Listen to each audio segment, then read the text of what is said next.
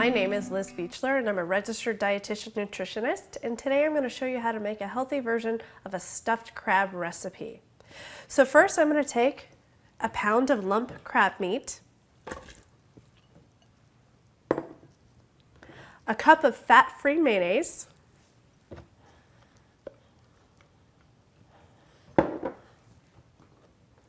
one diced onion, about 4 spears of celery,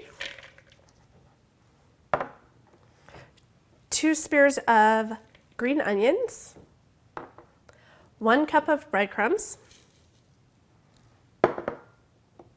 and 2 beaten eggs. This is a great recipe because it's real easy. You just mix everything together till it's nice and moist and blended. Once your mixture is well mixed, you're just going to want to put it into a pan. You can be ceramic or glass. In the South, sometimes they use the crab shell or just shells to be a little bit more decorative. I'm just going to use a ceramic pan.